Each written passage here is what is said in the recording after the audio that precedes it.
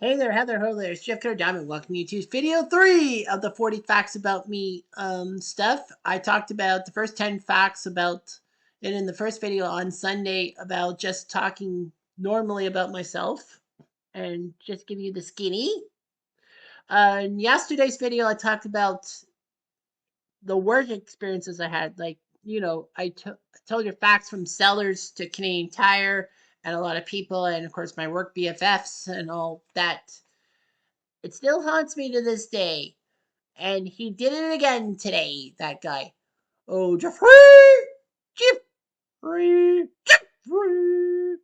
I have a high pitched squeak, so I can't percolate what Aaron said. But nevertheless, it's not about him. Well, it'd be partially about him, but not yet. So, anyway, this episode is about 10 facts to do with my experiences. Now, I know in Trivia Murder Party there was a question about in the Monopoly for millennials, what do you collect? You don't collect properties, you collect what they call, memories or experiences. Well, I hate to be a stereotypical millennial, but I'm going to tell you 10 of the best experiences I have had in my life. And pretty much there have been all after I moved to Kitchener in 2004. So, anyways, life experiences like you've never seen before. So we're going to go in chronological order in a sense. And there will be in the playlist, there will be, well, in the video, there will be a playlist called Cutter's Experiences in which I talk about these things. And there will be 8 videos to talk about the experiences and all that. Unfortunately for me, I don't really have like, there's one experience I'll talk about and it doesn't have like a video on it, but I'll still talk about it. But it's not this. So my first fact is the experiences of living in Kitchener and dealing with my autism. So I talked about when I went to Conestoga, I went to do computer programming. Well, I got placed in this thing for people with disabilities, like physical and mental disabilities that want to get a career at Conestoga. So that's what I did. So through that system, I actually got more time for tests and everything else in between. And the fact of the matter was, it also set me up for ODSP. The coordinator of the disabilities thing said, you can get money for ODSP, like, to make a living, get some extra money in it, even if you don't work. Well, at the time I wasn't working. So he arranged a talk with ODSP and all that to know what the program is all about and how I have to file for things and give them information about my job and all that. It was through that I actually got through to Job Track, which was my first job agency, and they're the ones that got me the seller's job in the first place. So through like the Conestoga College thing, they got me through ODSP, which got me to Job Track, which got me to sellers, and I got to earn money from the government and all that. So of course they take a bit of my pay, but that doesn't matter. I get about 500 a month, I think, normally. But nevertheless, that was a major experience because it got me to go out there and do things on my own. Well, Everett also helped too, but there were one of them. All right, so the next fact is the experiences, well, when I was living at home on the farm to a few years in Kitchener, and that was the annual Diamond baseball family baseball trip down to see a Blue Jays game. It started in 1989 in earnest with some members of the Diamond family because my uncle John Vipon worked for BMO, and they gave him Blue Jay tickets to a game, and so every July for one Sunday, we go gather down to my Uncle John and Aunt Carol's place in Oakville, and they basically like we have a meal and then we go to the Blue Jays game. Of course, I didn't see it at first because I was too young. But once I turned 8 in 1993, I was treated my first game, and that was Willie Canade hitting his one and only Major League home run as a walk-off to beat Kansas City. There were many great moments. I got to see. I got to see the Blue Jays take care of the Yankees in '98. The 114 win New York Yankees, some consider the greatest team of all time because they won the World Series in 1998. I got to see the eventual National League champion 1999 Atlanta Braves, and ironically enough, the 2000 NL champion New York Mets. Well, the eventual champion New York Mets. I got to see that game, in which Marty Cordova hit a grand salami. Of course, '98 was when Canseco hit a few home runs and Delgado reached the fifth deck in right field, the upper deck. So yeah, I got to experience some things. I even got C.O. Gaston's autograph on a ticket stub in 2006. Thanks to my Uncle John, who told Cito that I got a nephew who's a big Blue Jays fan and he likes stuff. So basically, I got Cito Gaston's autograph. I still have it in my collection somewhere. But the fact of the matter is that, yeah, the Cito Gaston thing was huge. The Diamond baseball games ended in 2007, so unfortunately, I never got to see a Blue Jay game. Was that the last Blue Jay game I ever saw? Well, I'll tell you about it in another fact, but not now. All right, so another major experience was in 2014 when I was at Target and all that. I heard on the 6 o'clock news on my local TV station that there was this thing to do with Canada hockey in 2014. So practically, I decided to go to it and, like, get some photos and all that. And then all of a sudden, things would be good. And then, you know, then they said there was a Daryl Sittler autograph session at the Canadian Tire close to where I live, not the one I work at. So I scouted it and I got there at night. I got there about 90 minutes too early or something like that. And then, it was just awkward. But yeah, I wanted to be first in line to get to Sittler's autograph. And I was. I was the first in line and all that. He met with the Canadian Tire staff and signed some stuff, but then he signed my stuff. I still have a picture of him that he signed, and I gotta find that video somewhere. I'll find it. I'll find it somewhere. But the fact of the matter is of my trip to see Daryl Sittler. But the fact is that I got a 1971, or was it 72? I can't remember the year that the Daryl Sittler card I got, and he autographed it, and I still have it in a puck holder. The funny thing about that was that it was when I was working at Sellers and I found some old hockey cards, and after a month, no one claimed them, so I got to keep them. And yes, there was a Joe Sittler, and I got it autographed. So poof, that's the story of the Daryl Sittler card I still have today.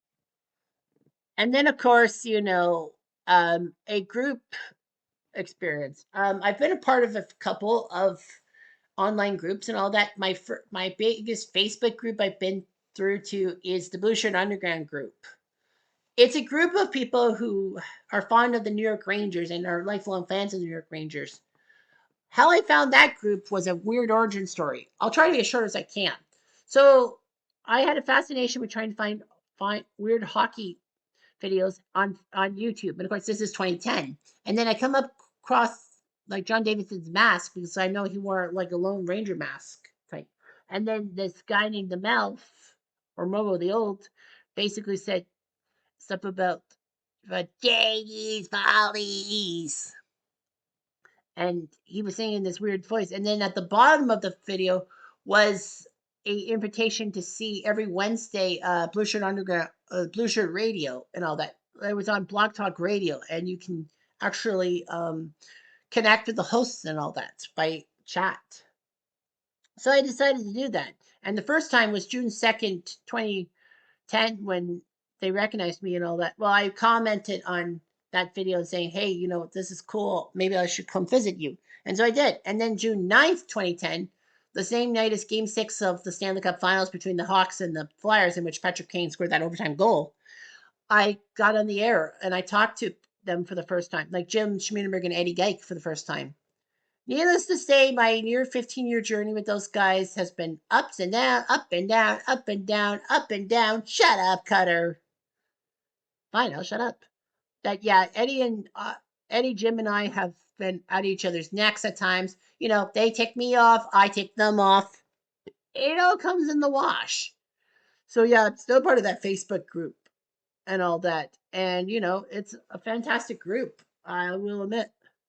So another online group I'm associated with is the Degrassi Reddit group under the name Katargaki, because my first Reddit thing was Gaki no Tsukai Rende, a Japanese show that is not really safe for kids. That's what their tagline was. Basically put, that's my name, Katargaki, and I've never changed it.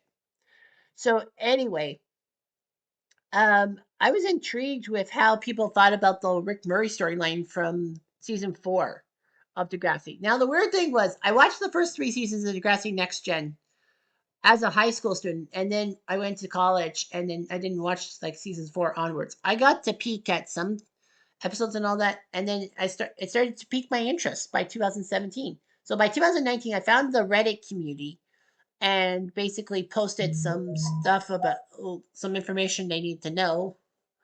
My phone's being a bitch.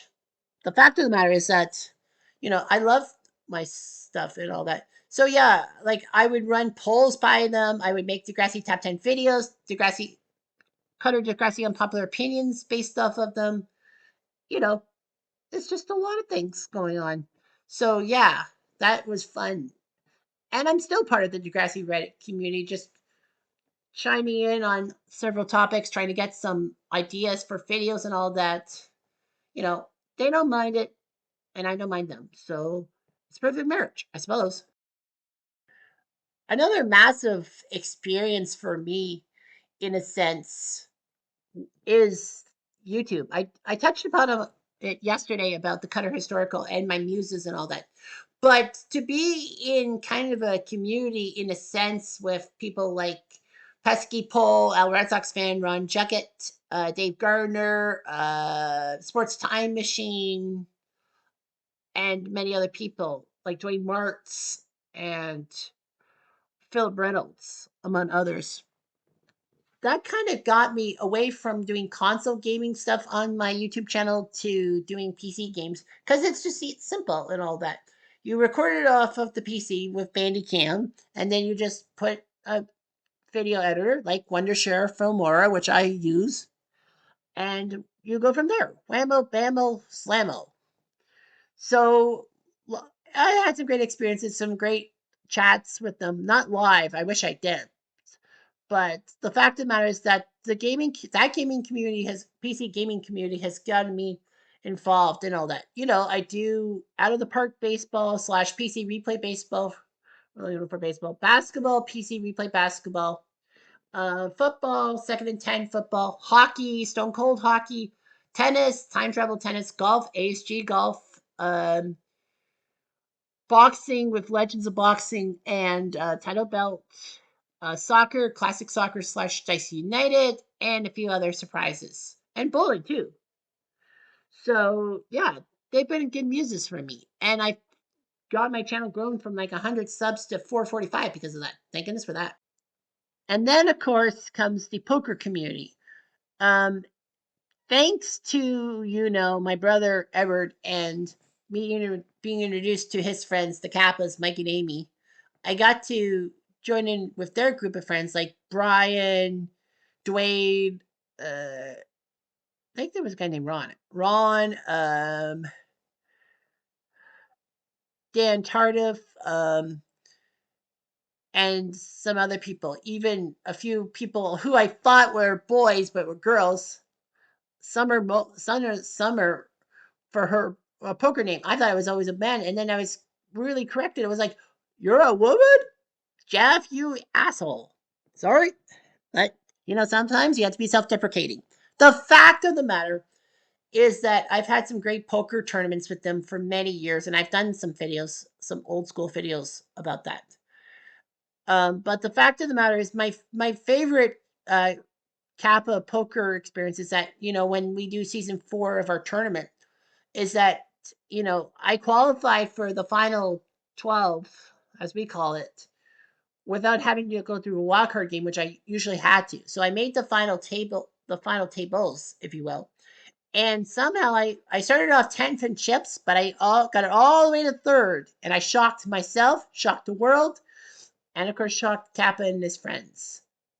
So you could take it with a grain of salt, whatever is possible. I wish I could have recorded all my major performances, but of course, we're in a place called the Mall in Barley, so you know, videotaping is illegal, Cutter. So the eighth fact about me, or well, the third best experience was Degrassi Comic Con 2024 in my hometown of Kitchener. Sorry, I do that when I do hockey videos and I former Kitchener Rangers on there, and I have to yell Kitchener and spit when I say London. Spit. Of course, I won't literally spit.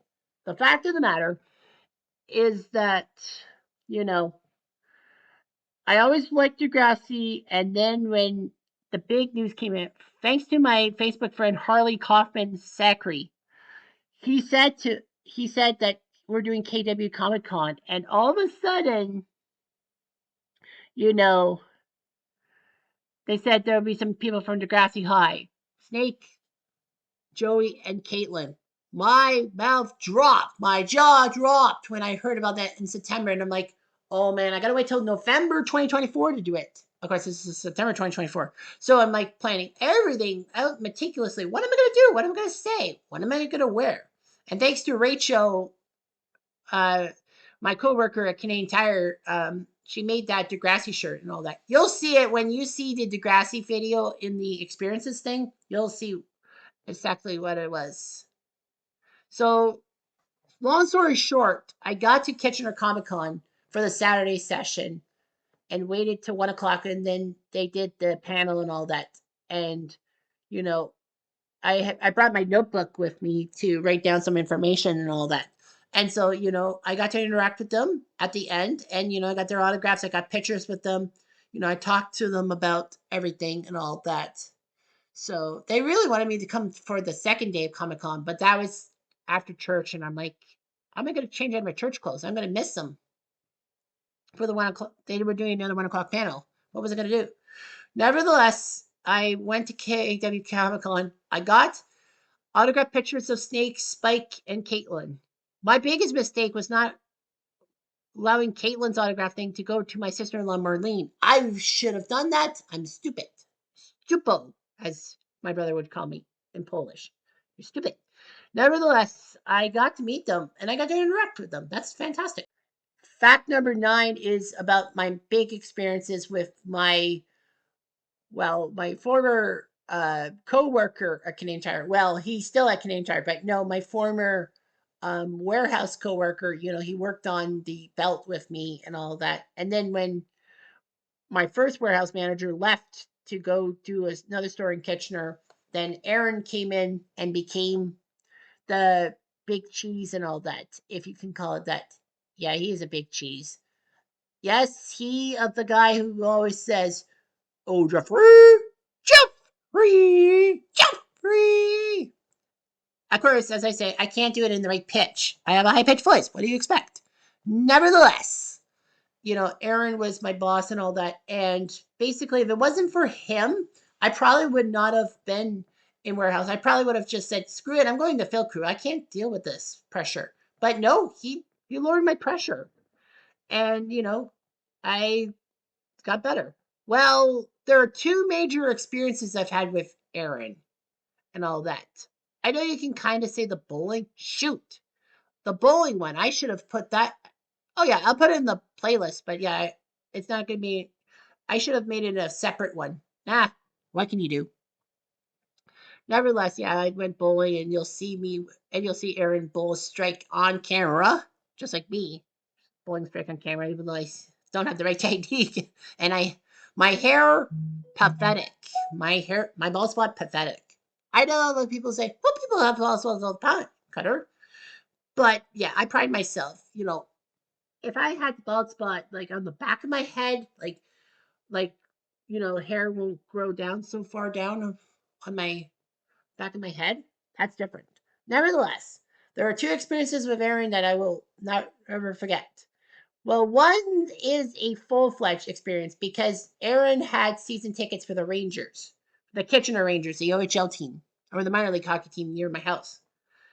So anyway, Aaron, I remember October 2023 said to me, out of the blue, he said, "What are you going to do on this Friday night?" I said, "Probably do YouTube videos." And then he says, "Do you want to go to the Kitchener Rangers game with me?" And I said, "Really?" Because I only saw I only saw what four Kitchener Ranger games before he got me into that stuff. So I only watched four Kitchener Ranger games by like two with Bill, one with my Aunt Mick, and one with the my with Bill's group company. Nevertheless, I saw Kitchener lost no one sound, but throughout the year, the 23-24 season, he got me to several games and all that. But nothing compares to this past season, 2024-25. Kitchener is in the second round as of this taping, of course. And I got to see 11 Ranger games with Aaron. 11, 1, 1. I got to see 11 games. I got to see highs such as a 6-0 win over the North Bay Battalion, lows such as losing a couple of key games, including, I think Owen Sound got us one time. But, and the Sublime, that was seeing Kitchener beat London a couple of times. Like, I got to see Kitchener beat London with Aaron. Yeah, it's fun. Like, he's got playoff tickets, but he won't share. But that's okay. I never asked. But nevertheless, the one Aaron experience I like to share, and that rhymes, is that Blue Jays 2023, July 2023, it's in the playlist. July 15th, when my former promo manager, Fran, managed to score tickets to the Blue Jays and had me and Aaron go with him. Why am I saying two? There's another Aaron experience. Shit.